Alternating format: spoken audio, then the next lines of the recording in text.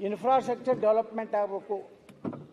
ಜನರಿಗೆ ಸ್ವಂತ ದುಡಿದು ತಿನ್ನುವಂತಹ ಒಂದು ವ್ಯವಸ್ಥೆಯನ್ನು ರಾಜ್ಯದಲ್ಲಿ ಮಾಡಬೇಕು. ಆದರೆ ಅಧ್ಯಕ್ಷರೇ, ಕೇವಲ 71,336 ಕೋಟಿ ರೂಪಾಯಿ ಮಾತ್ರ ಇವತ್ತು ಡೆವಲಪ್ಮೆಂಟ್ಗೆ ಇಟ್ಟಿದ್ದಾರೆ. ಇದರಲ್ಲಿ ಗ್ಯಾರಂಟಿ ಸುಮಾರು 51,034 ಕೋಟಿ. ಫಿಸ್ಕಲ್ ಡೆಫಿಸಿಟ್ ಅಧ್ಯಕ್ಷರೇ ಹೆಚ್ಚು ಡಬಲ್ ಆಗಿದೆ. ಹೋದ ವರ್ಷ 46,622 ಕೋಟಿ ಇತ್ತು. ಈ ಸಲ 90,428 ಕೋಟಿ. ಅಧ್ಯಕ್ಷರೇ, ಇವತ್ತೇನು ರಾಜ್ಯದ ಈ ಪರಿಸ್ಥಿತಿ ನೋಡಿದ್ರೆ ಮುಂದಿನ ದಿವಸಗಳಲ್ಲಿ ನಾವು ಸಾಲ ತೆಗೆದುಕೊಂಡಿದ್ರ ಸಲುವಾಗಿಯೇ ಒಂದು ಬಜೆಟ್ ಮಾಡುವಂಥ ಪರಿಸ್ಥಿತಿ ರಾಜ್ಯದಲ್ಲಿ ನಿರ್ಮಾಣ ಆಗ್ತಾ ಇದೆ. ಅಧ್ಯಕ್ಷರೇ, ಇವತ್ತು ಒಟ್ಟು ಒಬ್ಬ ವ್ಯಕ್ತಿಯ ಮೇಲೆ ಇವತ್ತು 1 ಲಕ್ಷ ರೂಪಾಯಿ ಸಾಲವನ್ನು ತೆಗೆದುಕೊಂಡಂಗಾಗಿದೆ ರಾಜ್ಯದ ಜನರ ಮೇಲೆ. ಆದರೆ ಅಧ್ಯಕ್ಷರೇ, ಇವತ್ತೇನು ನಾವು ಅನೇಕರು ಭಾಳಷ್ಟು ಇಲ್ಲಿ ನಮ್ಮ ಏನು ತಜ್ಞರಿದ್ದಾರೆ, ಈ ಒಂದು ನಮ್ಮ ಈಗಾಗಲೇ ಬಸವರಾಜ ರೆಡ್ಡಿಯವರು ಮಾತನಾಡಿದ್ರು, ಏನೇನು ಕೇಂದ್ರ ಸರ್ಕಾರ ಬಗ್ಗೆ ಹೇಳಿದ್ರು. ಕೇಂದ್ರ ಸರ್ಕಾರ ಇವತ್ತು ನಮ್ಮ ರಾಜ್ಯಕ್ಕೆ ಅನ್ಯಾಯ ಮಾಡಿದೆ. ಕೇಂದ್ರ ಸರ್ಕಾರ ತನ್ನ ಪಾಲಿನ GSTಯಲ್ಲಿ ನಮಗೆ ಸರಿಯಾಗಿ ಕೊಟ್ಟಿಲ್ಲ ಅನ್ನೋಂಥದ್ದು. ಅಧ್ಯಕ್ಷರೇ, ಇವತ್ತು ನರೇಂದ್ರ ಮೋದಿಯವರು ಬಂದ ಮೇಲೆ ಮತ್ತು ಹಿಂದಿನ ಮನಮೋಹನ್ ಸಿಂಗ್ ಸರ್ಕಾರದಲ್ಲಿ ಟ್ಯಾಕ್ಸ್ ಡೆವಲ್ಯೂಷನ್ನು 2004-2014ಕ್ಕೆ 81,791 ಕೋಟಿ ಇತ್ತು. ಇವತ್ತು 2014-2024ವರೆಗೆ ಭಾರತ ಸರ್ಕಾರ ಟ್ಯಾಕ್ಸ್ ಡೆವಲ್ಯೂಷನ್ದಲ್ಲಿ 2,95,818,000 ಕೋಟಿ ರೂಪಾಯಿ ಅಷ್ಟು ಈ ಟ್ಯಾಕ್ಸ್ ಡೆವಲ್ಯೂಷನ್ದಲ್ಲಿ 10 ವರ್ಷದಲ್ಲಿ ಕೊಟ್ಟಿದೆ. ಅಂದರೆ 262% ಕೇಂದ್ರ ಸರ್ಕಾರ ರಾಜ್ಯ ಸರ್ಕಾರ ಕೊಟ್ಟಿದೆ.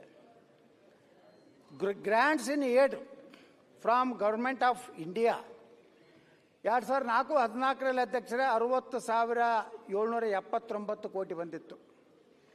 ನರೇಂದ್ರ ಮೋದಿಯವರು ಬಂದ ಮೇಲೆ 2,36,955 ಕೋಟಿ ರೂಪಾಯಿ ಕರ್ನಾಟಕಕ್ಕೆ ಕೇಂದ್ರ ಸರ್ಕಾರ, ಅಂದರೆ 290% ಇನ್ಕ್ರೀಸನ್ನು ಕೇಂದ್ರ ಸರ್ಕಾರ ಮಾಡಿದೆ. ಅಧ್ಯಕ್ಷರೇ, ಇವತ್ತು ಇವರು GST ಬಗ್ಗೆನೇ ಇಲ್ಲಿ ಚರ್ಚೆ ಮಾಡ್ತಾರೆ. ಆದರೆ ಅದರ ಜೊತೆಗೆ ಒಂದು ದೇಶ ಅಂದಮೇಲೆ ಅದೊಂದು ತಂದೆ ಇದ್ದಂಗೆ. ಕರ್ನಾಟಕನೂ ಒಂದು ಮಗುವಿನೇ, ಕಾಶ್ಮೀರನೂ ಅದೊಂದು ಮಗುವಿನೇ, ಉತ್ತರ ಪ್ರದೇಶ, ಎಲ್ಲಿ ಯಾವ ಮಗು ಶಕ್ತಿಹೀನನಾಗಿರ್ತಾನೋ, ಯಾವ ಮಗುವನ್ನು ಸಹ ಅಭಿವೃದ್ಧಿ ಹೊಂದಿದ ರಾಜ್ಯಗಳ ಜೊತೆಗೆ ತರಲಿಕ್ಕೆ ಕೇಂದ್ರ ಪ್ರಯತ್ನ ಮಾಡ್ತದೆ. ಸಹಜವಾಗಿ ಕೆಲವೊಂದು ರಾಜ್ಯಗಳಿಗೆ ಹಣ ಹಂಚಿಕೆಯಲ್ಲಿ ಹೆಚ್ಚಿಗೆ ಹೋಗಿರ್ಬೋದು. ಆದರೆ ಅಧ್ಯಕ್ಷರೇ, ಇವತ್ತು ನಾನು ಹೇಳ್ತಾ ಇದ್ದೀನಿ, ಇವತ್ತು ರಾಷ್ಟ್ರೀಯ ಸುರಕ್ಷತೆ ಭಾಳ ಇಂಪಾರ್ಟೆಂಟ್. ರಾಷ್ಟ್ರೀಯ ಭದ್ರತೆ ಇರ್ಬೋದು, ಕೇಂದ್ರ ಸರ್ಕಾರದ ಯೋಜನೆಗಳಿರ್ಬೋದು, ಇದು ಇಡೀ ದೇಶಕ್ಕೇ ಒಂದು ಸಂಪತ್ತನ್ನು ನಿರ್ಮಾಣ ಮಾಡುವಂಥ.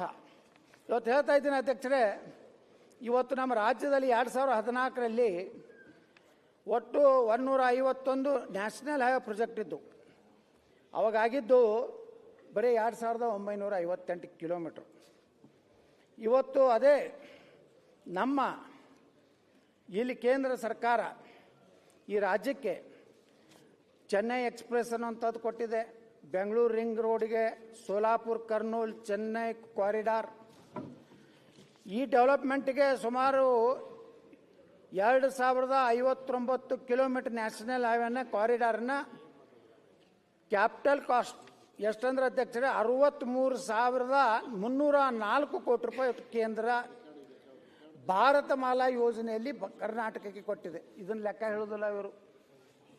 ಅದೇ ರೀತಿ ಸನ್ಮಾನ್ಯ ಪ್ರಧಾನಮಂತ್ರಿ ಮೋದಿಯವರು ಬೆಳಗಾವಿಯಲ್ಲಿ ಒಂದು ಭೂಮಿ ಪೂಜೆ ಮಾಡಿ Hungund Raichur section national highway 748A 8,000 ಕೋಟಿ ರೂಪಾಯಿ ರಸ್ತೆಯ ಭೂಮಿ ಪೂಜೆ ಮಾಡಿ ಕಾರ್ಯ ಪ್ರಾರಂಭ ಆಗಿದೆ.